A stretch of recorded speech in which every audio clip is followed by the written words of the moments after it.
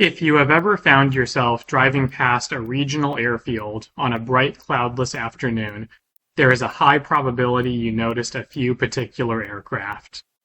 You would see small, white, high-wing planes humming through the air in repetitive loops.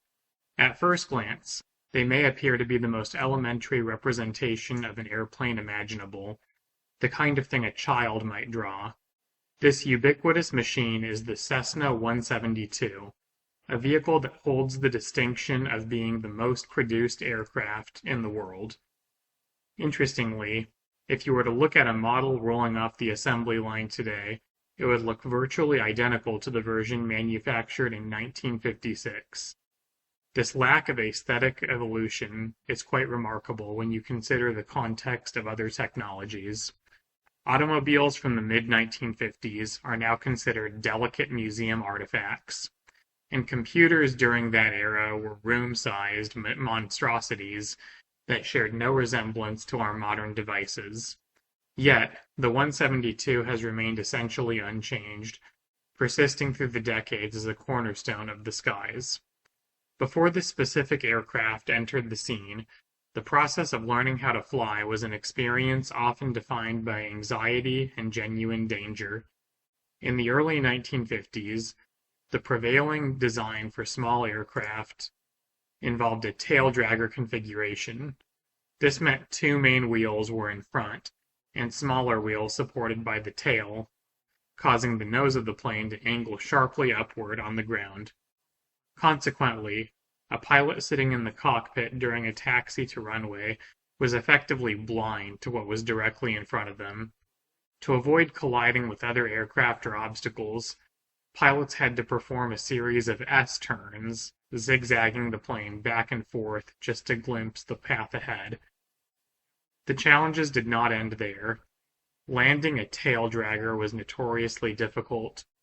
If the plane touched down even slightly out of alignment with the runway, it had a tendency to ground loop or spin out of control. This inherent instability was so intimidating that many aspiring pilots walked away from aviation altogether, deciding that the risk simply was not worth the reward.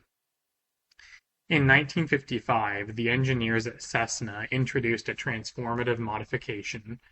They relocated that small wheel from the rear of the aircraft to the front, creating what is known as the tricycle landing gear. Suddenly, the airplane sat perfectly level on the tarmac. The single change meant the pilots could see the horizon while taxiing, and landing became much more forgiving endeavor. If a pilot botched a landing slightly, the tricycle gear acted as a natural stabilizer, allowing the plane to self-correct and stay straight. This innovation was deceptively simple, yet its impact was monumental. During its inaugural year, Cessna manufactured 1,400 units. At the time, the base price hovered around $9,000, while a brand new car might have cost $2,000 for the price of a high-end Chevrolet. An individual could purchase a machine that bypassed the limitations of the national road system. The buyers weren't daredevils or professional test pilots. They were everyday professionals like dentists, farmers, entrepreneurs. They viewed the 172 not as a dangerous experience, but as a practical tool, a way to make the flight a tangible reality rather than a distant dream. The initial success triggered a powerful economic cycle that eventually made the Cessna 172 nearly impossible to dethrone. Flight schools around the globe began purchasing the aircraft because its stability made it the perfect teaching platform. Students, in turn, flocked to those schools because the 172 had earned a reputation for being a safe, honest airplane that wouldn't push minor mistakes. The saturation clearly created a secondary ecosystem. The more planes were in the air, the more mechanics there who specialized in maintaining them. Spare parts became readily available and affordable. Furthermore, the aircraft had a massive track record of safety data spanning years. Insurance companies could offer lower premiums to owners. The lower cost of ownership encouraged even more flight schools to buy the plane, which brought in more students, creating a self-sustaining loop of dominance. Throughout the 1960s and 1970s, Cessna refined the design with better engines, modern electronics, and improved visibility, but they never deviated from the fundamental core of the plane. It remained a stable, high-wing aircraft that gave the pilot the conforming sensation that it wasn't actively trying to cause an accident. Over the years, this unassuming trainer found itself at the center of some of history's most improbable events. In 1958, a pair of pilots in Las Vegas embarked on a mission to see just how long the 172 could stay aloft. They took off and did not touch the ground again for 64 consecutive days. To stay fueled, that would fly at a dangerously low altitude over a stretch of desert highway while a truck raced underneath them, passing up a fuel hose to be connected midair. For 2 full months, they lived, ate, and slept inside that cabin. This endurance remains an unbroken record to this day, even in 2022. A highly sophisticated solar-powered military drone attempted to beat the record and failed, crashing just 4 hours short of the mark set by the Cessna decades earlier. Perhaps even more stunning was the event that occurred in 1987. An 18-year-old West German youth named Matthias Rust rented a Cessna 172 in Helsinki, took off, and disappeared into Soviet airspace.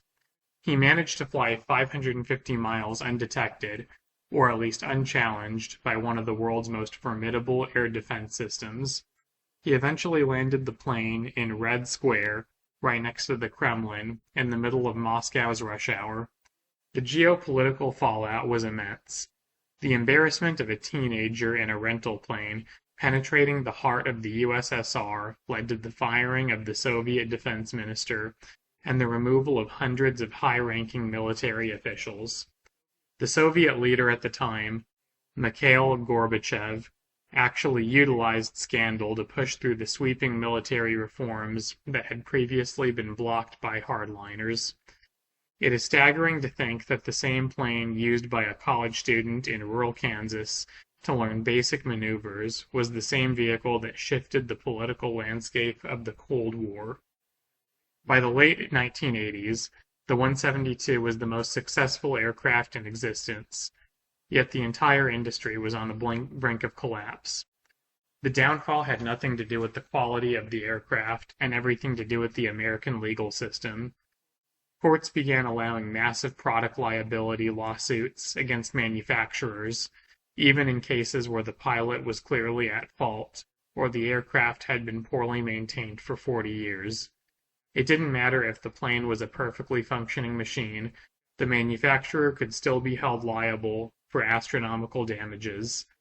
This created a toxic environment where insurance costs for companies like the Cessna skyrocketed.